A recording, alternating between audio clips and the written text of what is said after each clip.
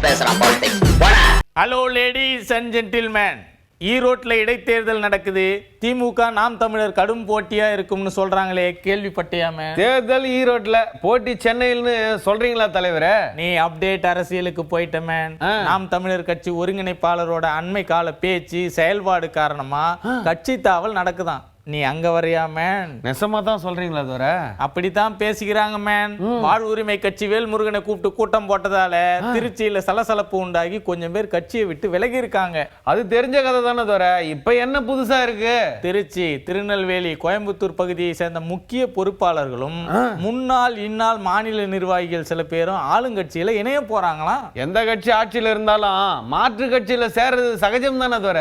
சகஜம்தான், அதுவும் சரிதான் மேன். ஆனா இதுக்கு முன்னாடி சட்டமன்ற தேர்தல், நாடாளுமன்ற தேர்தல்ல வேட்பாளர் அணினவங்க மாவட்ட தலைவர்கள் அவங்களோட 2000க்கும் மேற்பட்ட தம்பிகள் சேரும்போது கூட்டம் அதிகமா இருக்குமே. அவங்க எல்லாம் ஒரிஜினல் உறுப்பினரா இருப்பாங்களோ தோர?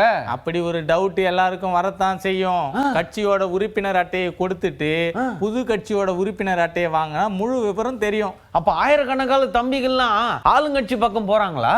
அப்படித்தான் ஏற்பாடுகள் எல்லாம் நடந்திருக்கு. இன்னொரு பக்கம் விஜய் வருகையால கிராமங்கள்லயும் சேதாரங்கள் இருக்கும்னு சொல்றாங்களாம். கட்சி அங்கீகாரம் கிடைச்சிருக்குதே தோர?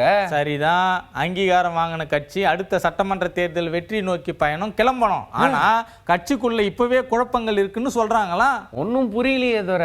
கட்சியோட தலைமைக்கே ஒன்னும் புரியலையா? உனக்கும் எனக்கு எப்படியா புரியும்? சரிதான் தோர. அரசியல்ல இதெல்லாம் சாதாரணமாப்பா.